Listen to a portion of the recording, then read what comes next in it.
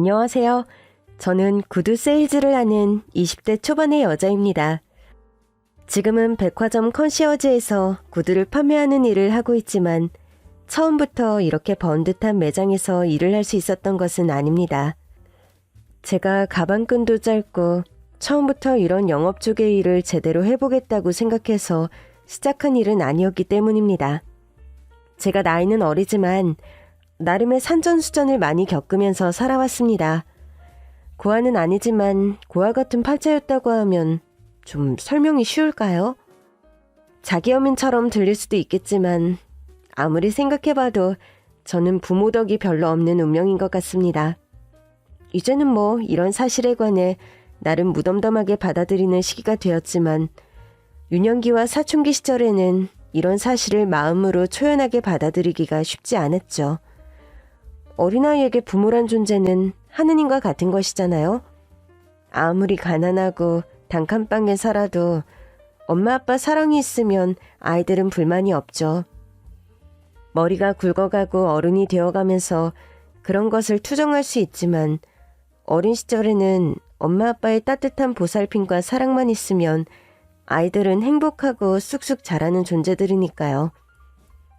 할머니, 왜 나는 엄마가 없어요? 친구들을 보면 다들 엄마랑 목욕탕에 오는데 왜 나만 맨날 할머니하고 목욕탕에 오고 엄마가 없어? 예원이 엄마는 사실 예원이를 낳다가 돌아가셨어. 예원이를 낳을 때 엄마가 몸이 좀 안 좋으셔서 하늘나라로 떠나신 거야. 그럼 엄마는 나 때문에 그렇게 되신 거예요? 예원아, 네가 그렇게 울면 엄마가 속상하시다. 하늘나라에서는 여기 살아있는 사람들 하는 양이 다 보인다는데 네가 그렇게 울면 엄마가 얼마나 속상해. 얼른 뚝 그쳐라. 너 그치면 할머니가 갈 때 너 좋아하는 바나나 우유 사줄 거야. 태어날 때부터 어린 시절을 거치는 동안 엄마에 대한 기억이 하나도 없는 저였죠. 그렇게 엄마에 관해 물어봤을 때 돌아오는 대답은 저를 낳으시다 돌아가셨다는 대답. 어린 마음에도 엄마가 날 낳다가 고생하시다 그렇게 되셨다는 사실이 참 가슴이 아프더군요. 저는 그렇게 5살 때까지 친할머니와 아빠와 함께 한 집에서 살았습니다. 할머니께서는 저를 엄마 대신 돌봐주셨는데 제가 6살 되던 무렵 노안으로 돌아가시고 말했어요. 아빠는 홀로 저를 키우느라 한동안 좀 동동거리면서 고생을 많이 하신 기억이 납니다. 아빠, 오늘은 머리 따와서 묶어주면 안 돼?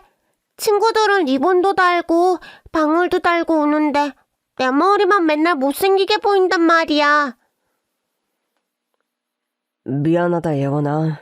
아빠가 머리 따는 방법을 몰라서. 내일부턴 한 달 동안 고모가 와서 예원이 돌봐주기로 하셨으니까 조금만 참아.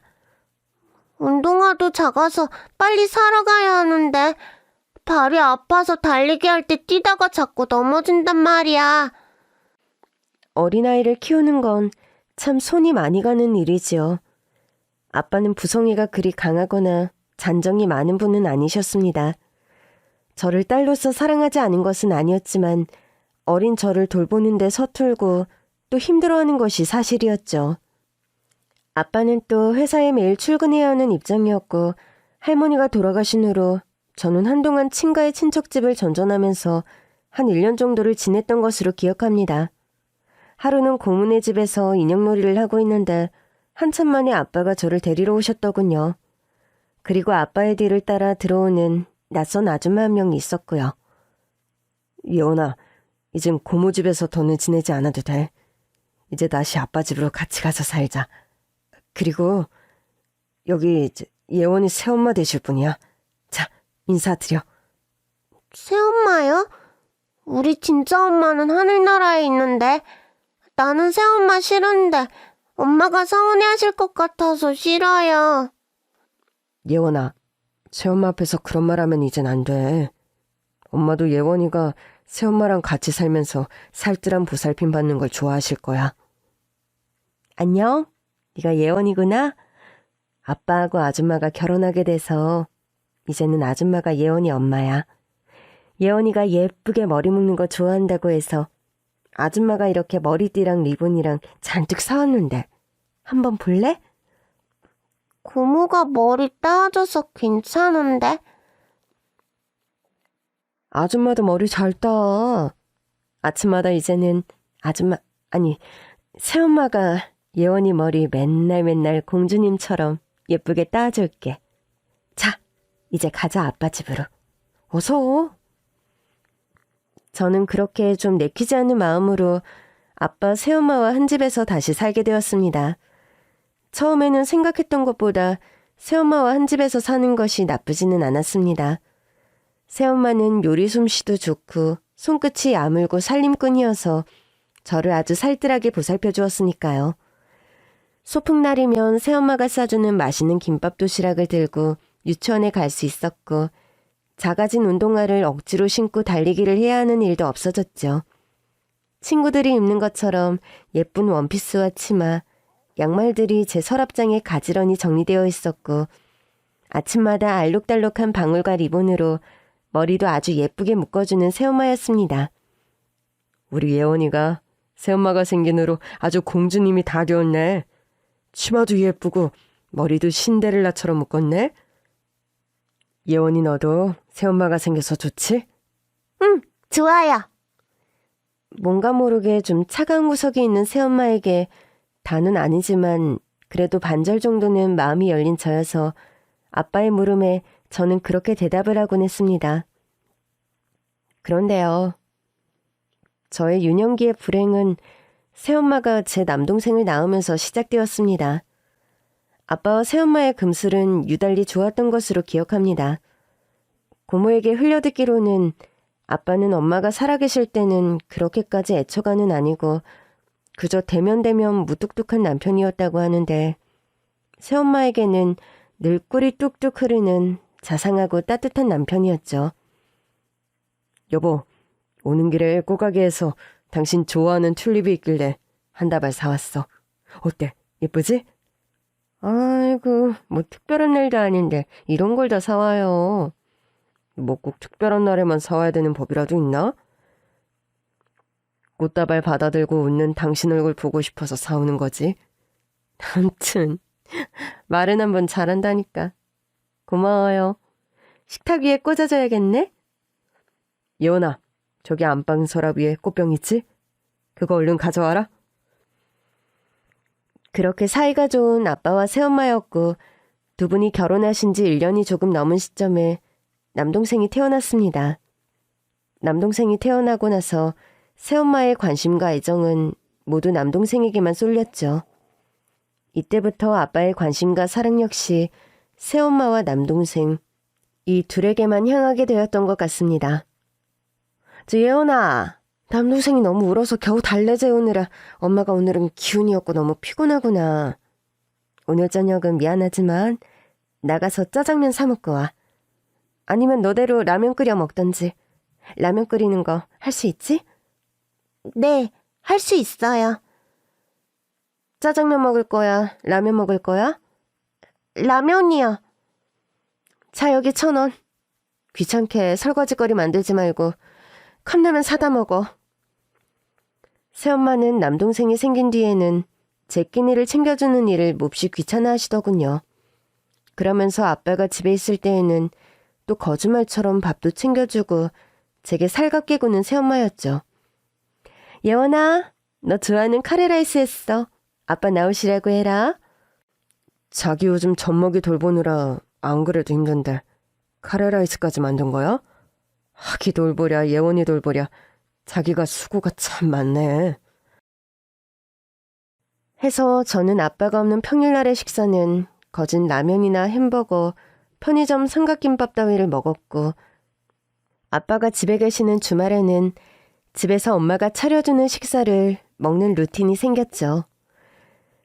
초등학교 졸업할 때까지만 해도 새엄마의 이런 차별과 이중성을 그냥 마음에 담아두고 살았는데 중학교에 가면서 저도 머리가 굵어지고 또 사춘기가 찾아오며 새엄마와의 갈등은 점점 깊어졌습니다. 예원아, 너도 이제 중학생이면 어린애가 아니니까 네 빨래나 방 청소는 네 스스로 하도록 해. 누가 들으면 이제까지 뭐 하나하나 새엄마가 챙겨준 줄 알겠어요?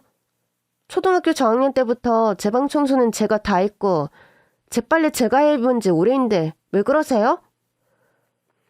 내가 그럼 네 빨래를 아예 해준 적이 없니? 지금 세탁실에 쫙 널려있는 빨래 내가 다 해서 넣은 건데 거기 잔뜩 있는 네 옷들은 뭐야? 빨래통에 섞여 있으니 어쩔 수 없이 하셨겠죠. 그마저도 싫으시면 아예 제 빨래통은 세탁실에 분리해서 놓으세요. 그러면 섞일 일 없을 거 아니에요. 뭐야? 너 지금 그게 말이야 막걸리야? 딸이 돼서 그게 엄마한테 할 소리야? 딸? 제가 엄마 딸인가요? 저를 딸로 생각하는 사람이 냉장고에 반찬통도 제 건 따로 보관하시나요? 남동생 반찬이랑 제 반찬 아예 따로 만드시잖아요. 빨래도 앞으로 반찬처럼 나눠서 하시라는 건데 그게 그렇게 불만이세요? 짝. 그렇게 말대꾸를 하는 저의 따귀를 사정없이 때리는 새엄마였습니다. 못된 것 같은 이라고. 이래서 머리 검은 짐승은 거두지 말란 옛말이 있는 거야. 어디 엄마한테 따박따박 말대꾸니? 어? 아니지, 왜 이렇게 집이 시끄러워? 대체 또 무슨 일이야? 여보, 예원이가 또 나한테 막말을. 그저 빨래 좀 제대로 분리해서 내놓으라고 잔소리를 좀 한 건데. 예원아, 너 왜 그렇게 엄마 속을 썩이니? 어? 엄마가 너 다 잘 되라고 하는 소리인데 왜 자꾸 대들어 버릇없이. 새엄마가 쇼한다고 펑펑 우는 건 그렇게 마음이 아프면서 제가 뺨 얻어맞아서 시뻘겋게 부은 건 눈에 안 들어오세요? 아니, 얘가 어디서 그런 새빨간 거짓말을 하니? 내가 어제 네 뺨을 때렸어. 이게 아주 생사람을 잡을 애구나. 자식이 잘못하면 엄마가 때릴 수도 있는 거야. 예원이 너 당장 엄마한테 잘못했다고 용서 빌어. 얼른. 엄마는 무슨 놈의 엄마예요? 우리 엄마는 옛날에 나 낳으시다가 돌아가시고 이 세상에 안 계세요. 저런 사람이 무슨 엄마라고. 저는 그렇게 하루가 멀다 하고 새엄마와 다투는 일이 잦아졌고 그럴 때마다 새엄마는 울면서 약한 척 연기를 하는데 천재였습니다. 안 그래도 애처가했던 아빠는 언제나 새엄마 편이었고요. 그런 집안 분위기에서 저는 언제나 숨이 막혔고 어린 시절 대들지 못하던 때 마음속에 차곡차곡 쌓였던 서러움들이 사춘기가 되면서부터는 고스란히 분노로 표출이 되었고 반항하는 일로 이어졌던 것 같습니다. 새엄마는 아빠가 계시지 않을 때는 대놓고 남동생과 저를 차별했어요. 예를 들어 집에 남동생과 저만 있을 때 식사를 차려주면서도 남동생 앞에는 소고기 불고기가, 제 앞에는 참치캔이 놓여있는 시기였죠. 새엄마는 남동생과 제가 먹을 반찬을 분리하기 위해서 집에서 식사를 주면서도 식판을 사용했습니다. 남동생 식판과 제 식판에 놓인 반찬은 언제나 달랐죠. 심지어 냉장고에 보관하는 음식들로 남동생 줄 것과 제가 먹을 칸을 따로 분리해서 보관하는 새엄마였습니다. 그러면서 아빠가 집에 계실 때는 180도 사람이 변하면서 정말 가식적인 연기를 시연했어요. 예원아, 네가 좋아하는 포도 사왔다. 요즘 과일값이 금값인데 그래도 우리 딸이 좋아하는 건데 사와야지. 안 그래? 포도는 지석이가 좋아하는 과일이죠. 이번 주 내내 지석이만 먹었고 저는 딸기 좋아하는데 딸 입맛도 여태 모르세요? 예원아, 엄마가 너 생각해서 챙겨주면 감사합니다 해야지. 말버릇이 그게 뭐니? 그런 상황에서 전 언제나 방문을 쾅 닫고 제 방으로 들어와 버리기 일쑤였습니다. 그리고 뒤이어 거실에서 들려오는 새엄마 아빠 남동생의 하하호호 화기애애한 웃음소리. 내 식구가 한 집에 살면서도 전 제 방에서 혼자 서름을 삼키며 언제나 저만의 섬에 갇힌 느낌이 들곤 했습니다. 그러던 어느 날 새엄마는 급기야 자신의 진주 목걸이가 없어졌다며 그 진주 목걸이를 금은방에 팔아먹은 것이 저라면서 이상한 누명을 씌우는 사건이 발생했어요. 예원이, 너 솔직하게 말해. 엄마 진주 목걸이 어디 내다 팔았어?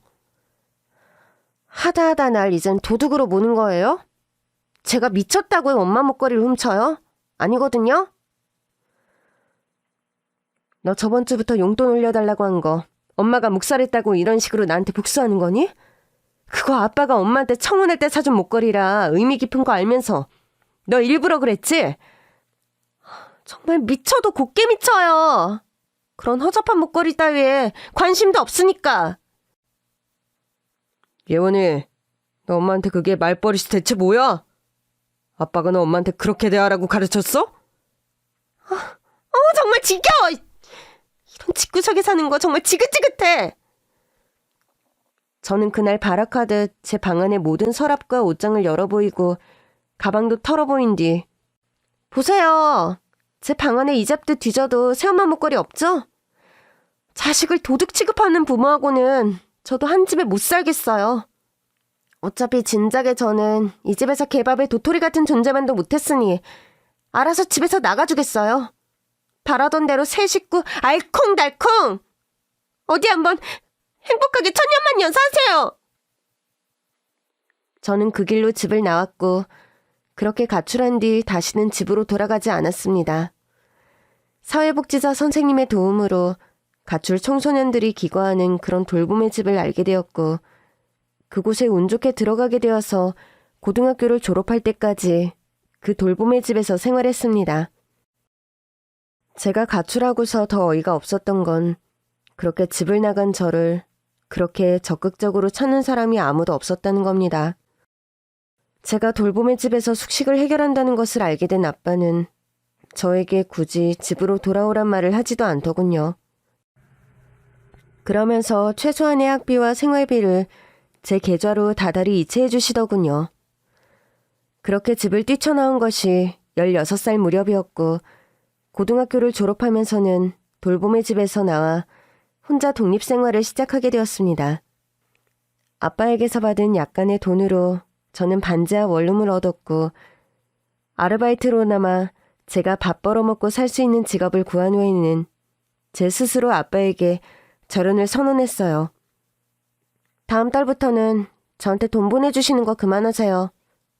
그리고 아빠 딸로 사는 것도 앞으로 그만할 테니 제게 다시 연락하지 마시고요. 예원아, 너 꼭 그렇게까지 아빠에게 해야겠니?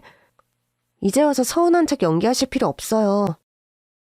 제가 집을 나와 센터에서 생활할 때에도 눈 하나 까딱한 분이 그러시는 거 솔직히 더 이상해요.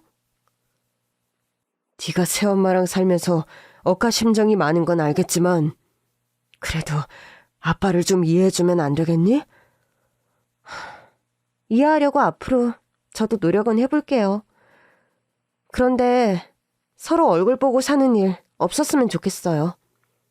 아빠도 굳이 내 얼굴 보면서 사는 거 성가신 분이잖아요.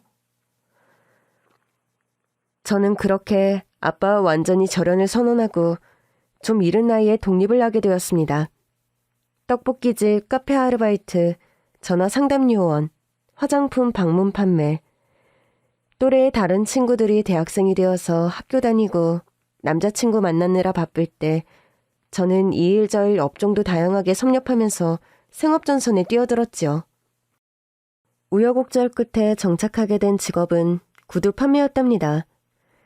여자대학교 앞에 보세숍에 처음에는 아르바이트 파트타이머로 취직을 했는데 저도 모르는 저의 재능을 운 좋게 그곳에서 발견했죠. 제가 평소에도 신발에 관심이 많고 구두를 무척 좋아하다 보니까 구두 판매에 늘 좋은 실적을 냈습니다. 나이가 어려서 처음에 뽑을 때 큰 기대를 안 했는데 보면 볼수록 물건이라니까. 어떻게 나이도 어린 아가씨가 이렇게 구두를 잘 판대? 제가 어렸을 적부터 구두를 좀 좋아하다 보니까 손님이 딱 들어오시면 어울리는 구두를 잘 픽해드릴 수 있는 것 같아요. 구두 파는 것도 타고난 적성이랑 재능이 있어야 되는 건데 예원 씨는 이쪽에 천부적인 것 같아. 우리 구두숍이 예원 씨 오고 나서 매출이 2배 넘게 올랐어. 사장님은 그렇게 칭찬해 주시면서 제가 취직하고 한 달이 넘자마자 바로 시급도 2배로 올려주시는 등 저의 성과와 재능을 많이 인정해 주셨죠. 일을 하면 할수록 구두 세일즈는 제 적성에 맞는 일이란 생각이 들더군요. 손님이 들어오면 그 사람의 취향을 캐치하고 그날의 기분이나 직업 등을 살펴서 어울리는 구두를 골라주는 일이 재미도 있고 성취감도 컸습니다. 그렇게 저는 자그마한 보세 구두가게였지만 열심히 재미나게 일했고 여대 앞 구두가게의 젊은 아가씨가 귀신같이 구두를 잘 판다는 소문이 근처 자영업자 사이에 많이 났던 모양입니다. 그날도 늦은 점심을 먹고 좀 까다로운 중년 아주머니에게 구두를 2켤레나 판 뒤 기분 좋게 커피 한 잔을 마시려는데 여기 가게 점원이세요? 네, 맞습니다만 뭐 필요한 거 있으세요? 전 처음에 구두를 사러 온 고객인 줄 알고 일어나서 인사를 하며 아는 체를 했는데 알고 보니까 근처 백화점의 구두 컨시어지 매니저라는 겁니다. 여대 앞에 구두를 잘 파는 어린 아가씨가 한 명 있는데 그 덕분에 우리 백화점 중저가 브랜드 매출이 바닥을 찍고 있어요. 네? 그게 무슨 말씀이신지. 그쪽이 구두를 하도 잘 파는 바람에 반경 1km에 있는 중저가 매장들이 타격을 입고 있다고요. 우리 백화점 컨시어지도 마찬가지고. 이참에 백화점 구두 코너에 정식으로 입사할 생각 없어요? 저는 갑작스레 이뤄진 스카우트제의에 얼떨떨한 기분을 감출 수 없었죠. 그리고 현재 일하는 구두가게 사장님과의 의리와 신뢰 문제가 있어서 일단 좀 생각해보겠다고 한 뒤 그 매니저의 명함을 받아들었습니다. 아까 실은 좀 멀리서 그쪽이 구두 파는 모습을 한참 지켜봤어요. 다듬어지진 않았지만 세일즈의 기본을 타고난 것 같아서 솔직히 내 입장에서나 백화점 측에서도 탐나는 인재인 거 맞아요. 백화점 컨시어지로 옮기면 처우도 그렇고 연봉도 그렇고 이런 조그만 보세샵에서 일하는 거랑은 차원이 다를 거니까 잘 생각해보고 연락 줘요. 나이 지긋한 여성인데 깔끔한 정장 차림에 심플한 단화, 그리고 감나가지만 과하지 않은 가방을 맨 전형적인 커리어 우먼의 아우라를 풍기는 그 백화점 매니저는 첫인상부터 참 남다르긴 했습니다. 뭔가 나도 저 나이가 되었을 때 저 정도로 성공하고 다듬어진 모습이면 좋겠다. 그런 롤모델로 느껴지는 멋진 여성이었달까요? 스카우트 제의를 받고서 한동안 고민하는데 마침 구두가게 사장님이 그런 말씀을 하시더군요. 예원씨, 듣자 하니까 땡땡 백화점 구두 컨시어지에서 스카우트 제의를 받았다면서? 아니, 사장님께서 그걸 어떻게 하셨어요? 인근 가게에서 예원씨 탐내는 데가 어디 한두 군데야. 실은 나한테도 먼저 백화점 쪽에서 연락이 왔었어. 그 직원 자기네 컨시어지에 좀 토스해주면 안 되겠냐고. 사장님 죄송해요. 미리 사장님께는 말씀을 드렸어야 하는데. 아니야. 그런 소리 듣자고 말 꺼낸 건 아니고. 나도 실은 가게를 좀 정리하려고 해. 알잖아. 우리 남편이 애들 데리고 외국서 혼자 생활하는 거. 가족이 떨어져 사는 것도 힘들고 남편이 거기서 한인민박 혼자 운영하는데 힘에 부치다고. 이젠 나도 좀 건너와서 도와달라는 통에 가게 정리하고 한국 뜨려고 해. 정말이세요, 사장님? 응. 미리 예원 씨에게도 내가 말해줬으면 예원 씨가 쓸데없는 고민 안 했을 텐데. 미안해. 나도 마음을 빨리 결정짓지 못했고 또 예원 씨가 워낙 탐나는 인재라서. 이왕 이렇게 된 거 큰 물에 가서 마음껏 한번 재능을 펼쳐봐. 그렇게 저는 여러 일들이 잘 맞물리면서 백화점 구두 코너로 나름 파격적인 특채로 입사하게 되었습니다. 길거리의 보세샵에서 인지도 없는 저렴한 구두들만을 팔다가 브랜드 네이밍이 있는 값나가는 구두들을 팔게 되니까 일단 공부하고 외워야 할 것들이 산더미더군요. 취급하는 구두의 물량과 사이즈 종류도 보세샵과는 차원이 다르게 많아서 이것저것 적응하고 배우느라 한동안 시간이 어떻게 가는 줄도 모르고 정신없이 바쁜 하루하루를 보냈죠. 그래도 적응이 덜 되어 서툰 와중에도 저의 매출 실적은 컨시어지에서 상위권이었고 월급이나 여러 조건들도 예전 보세숍보다는 비교도 안 되게 좋았기에 저는 보람과 성취감을 느끼면서 열심히 일했습니다.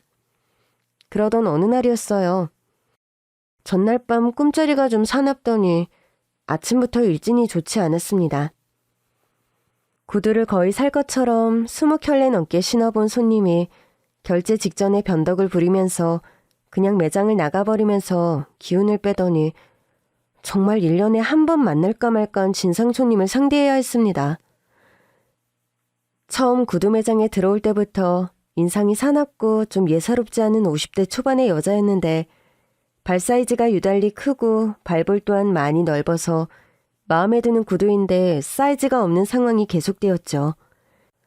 여자 발치고는 사이즈가 너무 커서 솔직히 그런 신체적인 조건을 가지고 있다면 수제화 쪽으로 알아보는 것이 나름 합리적일 거란 생각이 들더군요. 그런데 그 진상 손님 입장에서는 마음에 드는 디자인의 구두가 사이즈는 없으니까 자꾸 화가 났던 모양입니다. 저는 최대한 그 손님의 비위를 거스르지 않으려고 말을 조심하면서 응대를 했죠. 그런데 나중에는 자꾸 사이즈에 맞지도 않는 구두에 억지로 발을 우겨 넣으려고 하는 겁니다. 손님, 이 디자인 라인에서는 손님께 맞는 구두가 없어요. 그렇게 억지로 신어보시면 천연 가죽 소재는 쉽게 늘어나서 저희가 판매를 할 수가 없습니다. 지금 그러니까 나한테 구두 신어보지 말란 소리야? 아니요, 그런 말씀이 아니라 사이즈에 맞는 구두를 신어보시라고 권해드리는 겁니다. 그리고 저희 브랜드가 워낙 큰 사이즈가 많이 나오질 않아서 차라리 저기 수제화 코너로 가셔서 딱 맞는 사이즈로 맞춤 구두를 해서 신으시는 게 좋을 것 같아요. 차, 아유, 구두 사러 와서 구두 신어본다고 면박당하는 것도 처음이네. 진상 손님은 화를 내며 거칠게 자리에서 몸을 일으켰고 그 반동에 손님의 가방이 바닥에 철퍼덕 떨어지더군요. 저는 급하게 그 가방을 주워서 먼지를 털어내려는데 야, 구두가 신고 벗기는 천박한 손으로 어디 내 비싼 가방을 만져? 어? 죄송합니다. 저는 그저 손님 가방이 바닥에 떨어져서 주워드리려고 한 건데. 야, 네가 가방 만지면서 여기 손톱 자국으로 스크래치 났잖아. 이 가방이 대체 얼마짜린데? 너 어떡할래? 이 가방 당장 새 걸로 물어내. 그러면서 제 머리 위에 가방을 마구 패대기 치는데 정말 세일즈 정신으로 이를 악물고 참으려고 해도 인간적인 모멸감에 부들부들 온몸이 떨려오더군요. 이것도 먹고 살자고 하는 짓인데 이런 대우까지 참을 수는 없다. 좋다. 이판사판이다. 사표 낼 거 각오하고 들이받자 마음먹고 고개를 드는 순간 그따위 가방 10개라도 물어줄 테니 당장 무릎 꿇고 사과해.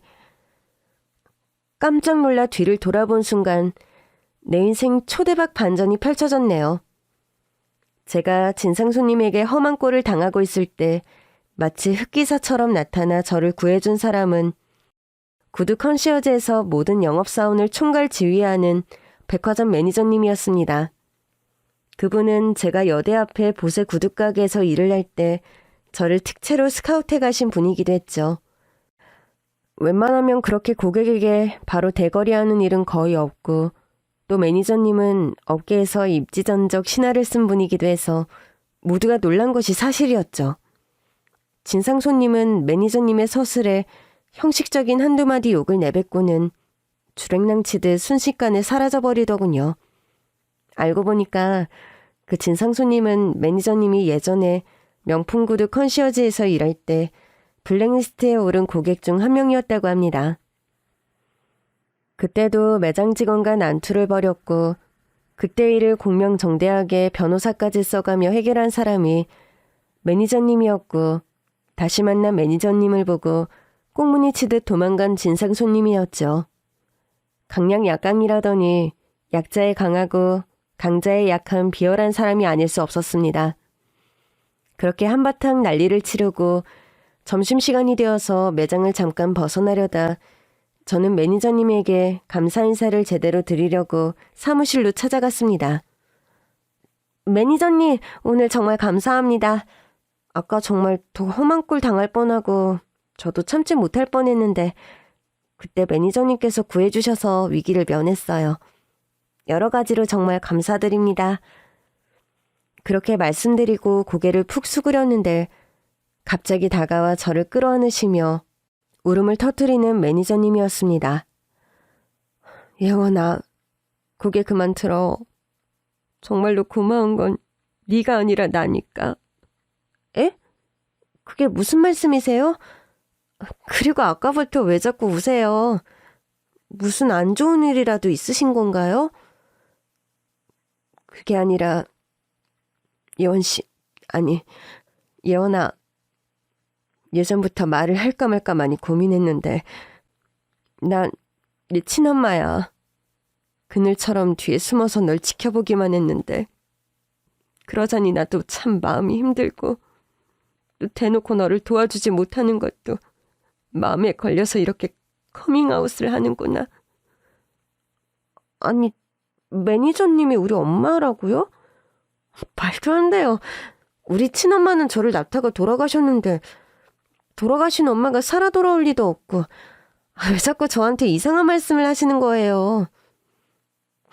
하긴 신생아 핏덩이일 때 100일도 안 돼서 생이별을 했으니 엄마에 대한 기억이 있을 리가 없겠지. 그래도 나 청경이 너의 친엄마가 맞단다. 네가 영 못 믿겠다면 친자 확인 검사라도 받아볼 수 있어. 영문을 몰라 하는 저에게 매니저님, 아니 엄마는 지난 과거의 모든 기막힌 사연들을 차분하게 이야기해 주었습니다. 엄마에게 듣게 된 과거의 사연은 너무나 기함할 만큼 놀랍고 충격적인 것이어서 저는 한동안 아무 말도 못하고 그 자리에 붙박힌 듯 충격에 얼어붙고 말았어요. 그 옛날에요.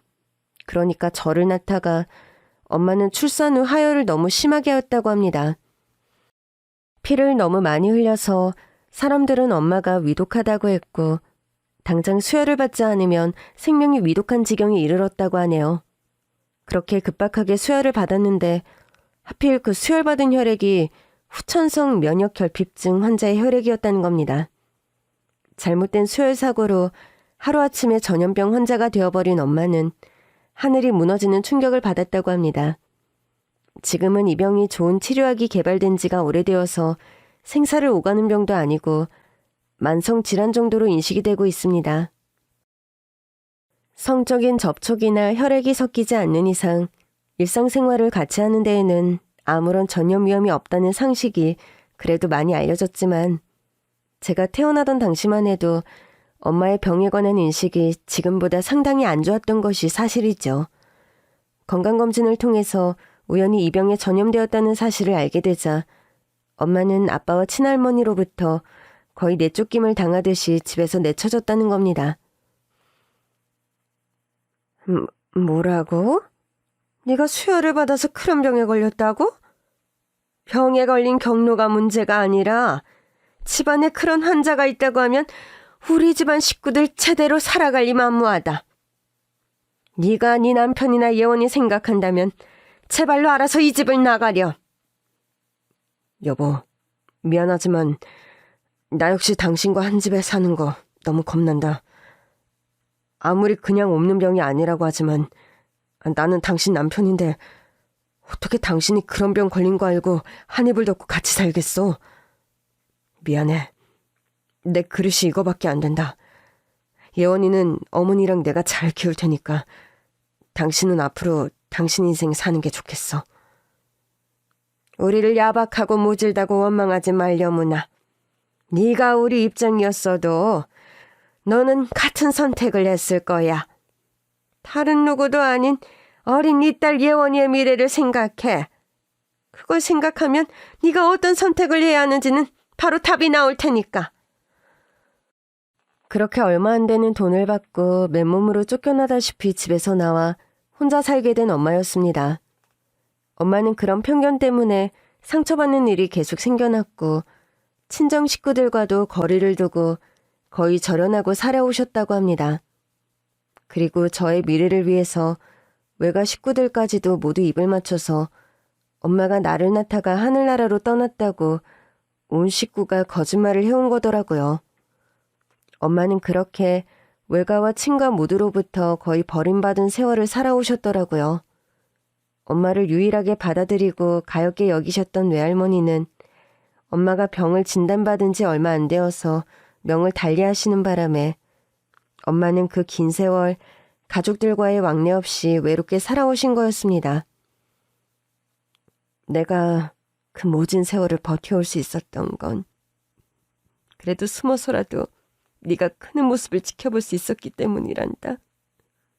내가 명이 다해서 이 세상을 떠나는 날이 왔을 때 그때는 비로소 네 앞에 내 존재를 드러낼 수 있을 거라 생각했고 그 마지막 모습이라도 너에게 당당하고 떳떳하고 싶어서 악착같이 살아왔단다. 엄마, 내가 어린아이라면 몰라도 이렇게 다 크고 철도 들었는데 왜 진작 제 앞에 모습을 드러내지 않으셨어요? 저는 아빠와 새엄마와 한 집에 사는 게 너무 지옥 같아서 가출까지 하면서 힘들게 살아왔는데 이렇게 엄마가 살아계신 걸 알았더라면 당장 엄마 곁으로 달려갔을 거라고요. 예원아, 엄마가 앓는 병이 편견이 뭔지 심한 병이잖니. 약이 좋아져서 이제는 만성 질환 정도의 병이지만 사람들은 아직도 이 병의 이름만 들으면 몸서리를 친단다. 그런 천형을 나 하나 짊어지고 가는 것만도 힘든데 너에게까지 그렇게 부과하고 싶지 않았어. 엄마, 나 그렇게 무식하고 무상식하지 않아요. 수혈이나 선족초가 아닌 이상 한 집에 살아도 아무 위험 없는 병이라는 것 정도는 알고 있다고요. 그리고 무엇보다 내 엄마잖아요. 엄마가 아프면 더 딸이랑 같이 살아야죠. 그깟 병이 무슨 대수예요. 저 지금이라도 당장 엄마하고 같이 살 거예요. 죽을 때까지 이젠 엄마랑 절대 안 헤어져요. 내 딸아, 고맙고 미안한 우리 딸. 엄마가 미안하다. 엄마가 정말로 미안해. 그렇게 엄마와 저는 끌어안고 한참을 오열했습니다. 엄마는 구두 컨시어지에서 세일즈 우먼으로 시작해서 백화점 매니저로 승진을 하고 또 홈쇼핑에서도 매출 실적이 엄청 뛰어난 잘 나가는 프리랜서 쇼호스트로도 활동을 하고 계셨습니다. 한참 쇼호스트로 잘 나갈 때에는 연봉이 억대를 넘은 적도 여러 번이었다고 하시더군요. 그렇게 고액의 연봉을 받으면서 또 재테크에도 남다른 촉이 좋았던 엄마는 투자한 부동산이나 주식에서도 큰 수익을 보아서 경제적으로 아주 여유롭고 알부자 소리를 들을 정도의 재력가라고 하시더라고요. 엄마는 제게 이런 얘기를 직접 한 적이 없었는데 제가 엄마가 사시는 집으로 들어가 함께 살기 시작한 지 얼마 안 돼서 주변 백화점 동료로부터 이런 얘기를 듣게 되었습니다. 저희 엄마는 엄청 성공한 구두 세일즈 우먼 중 한 명이라고요. 구두 세일즈로 시작해서 저렇게 차곡차곡 승진하고 커리어를 쌓고 돈도 많이 벌기 쉽지 않은데 저희 엄마가 바로 그런 신화적인 케이스라고 말하면서 본인도 그렇게 되고 싶다고 말하는 동료들이 한두 명이 아니었죠. 저는 꿈속에서나 만나보았던 세상에 없는 줄 알았던 나의 친엄마를 만나게 된 것만으로도 너무 벅차고 행복한데 제가 일하는 분야에서 이렇게 훌륭하게 성공한 커리어 우먼이 제 엄마라는 사실이 너무 뿌듯하고 자랑스러웠습니다. 엄마는 제가 새엄마와 트러블을 일으키고 아빠의 차별에 상처를 받아 집에서 가출했을 적에도 몇 번이나 저를 데려다 키울까 고민을 많이 하셨다고 합니다. 그럴 때마다 아빠와 새엄마가 나서서 엄마의 존재를 밝히는 걸 완강하게 반대했다고 하니 정말 저는 뒤늦게 다시 분노감이 치밀어 오르더군요. 그럴 자격도 되지 않은 사람들이 본인들이 혹시라도 피해를 볼까 하는 노파심에 엄마와 저의 만남을 방해했다고 생각하니 화가 났고 죽을 때까지 그들을 보지 않고 살아가자고 결정한 저의 선택을 다시 스스로 칭찬하게 되었습니다. 엄마, 아무리 엄마의 입장이 있었겠지만 그래도 내가 엄마 딸인데 어떻게 그렇게 그림자처럼 저를 뒤에서 지켜보기만 하셨어요? 전 엄마가 어떤 병에 걸렸든 어떤 상황이든지 간에 엄마와 한 집에 살고 부대끼며 사는 게 훨씬 행복했을 거예요. 미안하다. 엄마 역시 세상의 편견에 하도 시달리다 보니 겁이 나서 네 앞에 용기 있게 나서질 못했단다. 네가 고등학생이 되면, 아니 대학생이 되면, 아니 성인이 되면 그렇게 차일피일 미루다 보니 지금 이 순간까지 오게 되었어. 그리고 혹시라도 네가 엄마의 병을 알고 싫어하고 날 피할까 봐서 그게 겁이 나기도 했단다. 미안하다 예원아. 네가 이렇게 씩씩하고 배포가 큰 아이인 줄 알았더라면 진작에 널 데려왔을 텐데. 엄마, 이제 미안하다는 말씀은 그만하세요. 엄마 입장에서 생각해보니 이해가 안 가는 것도 아니니까요. 대신에 앞으로는 우리 절대 헤어지지 말고 같이 살아요, 엄마. 그렇게 편견 없이 엄마를 받아들이는 저에게 엄마는 무척 감동하신 것 같았습니다. 엄마의 노파심이 이해가 안 되는 것은 아니었죠. 저 역시 우연한 기회에 후천성 면역 결핍증에 대한 교육을 받을 기회가 있었고, 그래서 이 병에 대한 선입견이 사라진 것이었으니까요. 헌혈 트럭에서 일하는 간호사 친구가 제 절친이었는데 그 친구를 통해서 저는 그런 교육을 받은 적이 있습니다. 엄마는 제가 엄마 집으로 들어가 함께 산 지 얼마 안 돼서 더 크고 쾌적한 주상복합 아파트로 이사를 하셨습니다. 엄마, 지금 사는 집도 충분히 크고 좋은데 왜 갑자기 이사를 해요? 엄마가 여태껏 열심히 일만 하면서 살아서 모아놓은 돈이 좀 된단다. 그 돈 쌓아두고 있으면 뭐하니? 우리 딸하고 하루라도 저 좋은 집에 살면서 행복하게 살아야지. 안 그래? 그렇게 말씀하시면서 불어 더 크고 좋은 집으로 이사를 강행하는 엄마셨죠. 그렇게 넓고 쾌적한 주상복합 아파트로 이사를 하고 엄마와 저는 정말이지 하루하루 행복한 일상을 보냈답니다. 어릴 적 새엄마는 늘 남동생과 저를 차별한다고 냉장고의 반찬통도 남동생 것과 제 것을 분리해서 보관해서 저에게는 늘 맛없고 값싼 재료로 만든 음식만을 차려줬죠. 그렇게 냉대와 박대를 받으면서 자란 제가 엄마의 사랑이 깃든 밥상을 아침 저녁으로 먹게 되니까 저절로 살이 찌는 기분이 들었다고 해야 하나? 아무튼 몇 끼 밥을 먹으며 그동안의 서러움과 슬픔들이 녹아내려가는 그런 경험들을 했습니다. 예원아, 오늘 아침 메뉴는 갈치구이하고 된장찌개야. 된장은 엄마가 직접 담근 거고 저 갈치구이 따뜻할 때 얼른 밥 먹어. 엄마, 왜 맨날 큰 톰하고 나만 주세요? 엄마도 갈치 좀 드세요. 엄마는 원래 자식 입에 음식 들어가는 것만 봐도 배부른 법이야. 엄마는 여태 너에게 못해준 것들이 많아서 네가 맛있게 밥 먹는 것만 봐도 너무 행복하단다. 그러니까 엄마가 주는 대로 너는 맛있게 많이 먹기만 하면 돼. 그렇게 갈치를 구워도 크고 맛있는 토막으로, 고기를 구워도 제일 맛있고 좋은 부위는 제게, 과일도 비싸고 단 것은 저를 우선으로. 그렇게 극진하고 따뜻한 엄마 사랑을 생전 처음 느껴보는 저는 하루하루가 정말 천국 같을 지경이었지요. 엄마, 나는 어렸을 때 새엄마가 하도 차별하니까 그럴 때마다 맨날 하늘나라에 있는 우리 친엄마는 어떤 분일까? 내가 이렇게 엄마 맨날 보고 싶어하는 거 아실까? 그런 말들을 일기장에 적곤 했는데 엄마가 이렇게 살아계실 줄은 꿈에도 모르고요.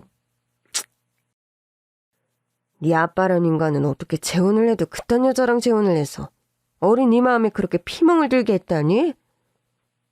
그런 인간들은 찾아가서 진짜 한바탕 엎어놓든가 해야 되겠다. 엄마는 후에 저 몰래 아빠를 찾아가서 한바탕 욕을 하고 돌아오신 모양이더라고요. 새엄마에게도 그딴 식으로 아이를 구박할 거면 왜 새엄마 자리로 재혼을 한 거냐면서 막 따지셨다고 합니다. 그리고 호적에서도 저를 옮겨달라고 아빠에게 요구했다고 하네요. 예원아, 이왕 이렇게 된 거 너 엄마 호적으로 들어와서 성까지 바꾸는 거 어떠니? 엄마, 그건 너무 좋은 생각이에요. 어차피 아빠는 저를 자식으로 크게 애틋하게 생각하는 사람도 아니고 여태껏 아빠 딸로 살아왔으니 앞으로 남은 인생은 엄마 딸로 살아가고 싶어요. 그렇게 저는 호적까지 옮겨서 이름의 성도 바뀌게 되었습니다. 박예원에서 천예원으로 엄마 성으로 개명 신청도 했죠. 아무것도 아닌 것 같지만 이렇게 엄마 성을 따라서 이름까지 바뀌니까 정말로 엄마 딸로 새로 태어난 기분이 들어서 엄마도 저도 너무 흡족한 것이 사실이었습니다. 구두 컨시어지에서 일을 하며 백화점 업무도 꽤 손에 익었을 무렵 엄마가 문득 그런 제안을 하셨습니다. 예원아, 네가 지금 하는 일이 적성에도 맞고 잘하고는 있지만 배움에도 때가 있는 건데 지금이라도 공부를 시작해서 대학에 가는 건 어떠니? 엄마, 그럼 난 어차피 공부머리는 없으니까 내가 하고 싶은 분야의 공부를 해볼게요.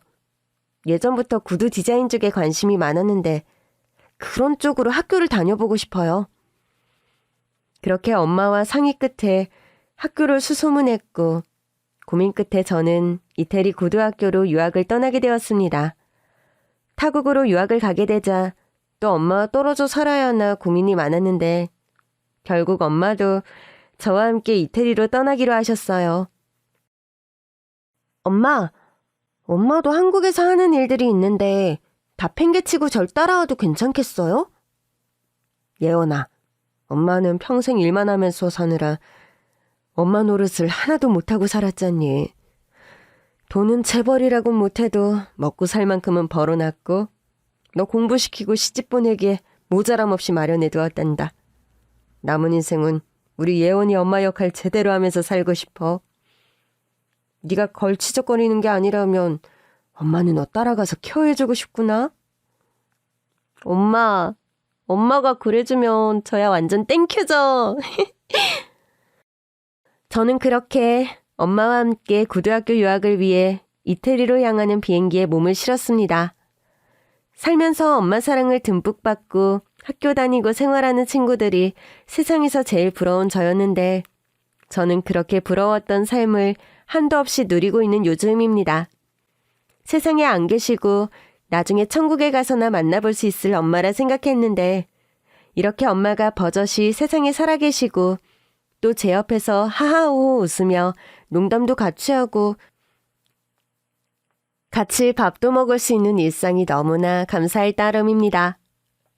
엄마는 앓고 있는 지병 탓에 매일 약을 드셔야 하지만 그래도 약의 효과도 좋고 나름 받고 계신 치료도 차도가 좋아서 일상생활에 전혀 지장이 없다는 점도 너무나 다행이지요. 엄마는 말씀하십니다. 예원아, 네가 고등학교 졸업해서 구두 디자이너가 되면 너와 나의 이름을 따서 구두 가게를 오픈하자. 너는 구두를 만들고 엄마는 구두를 팔고 모녀가 운영하는 수제 구두 가게. 뭔가 사람들한테 먹힐 것 같지 않니? 진짜. 엄마, 우리 열심히 해서 다시 업계 신화 한번 제대로 써봐요. 나 빨리 학교 들어가서 진짜 열심히 해야겠어요. 계약할 때까지 좀 쓰셔서 어떻게 기다리지? 그렇게 저희들끼리 미래의 청사진을 그리면서 비행기 안에서의 수다는 끊임없이 이어졌습니다. 진심으로 사랑하는 사람과 함께 일상을 살고 미래를 계획할 수 있다는 것은 참 행복한 일인 것 같아요. 제게는 주어지지 않을 행운이라 여겼는데 거짓말처럼 엄마를 만나고 이런 따뜻한 사랑을 받으며 살아갈 수 있음에 감사한 하루하루입니다. 여러분께도 감사한 일들만 가득한 내일이길 진심으로 기원해봅니다. 긴 얘기 들어주셔서 정말 감사합니다.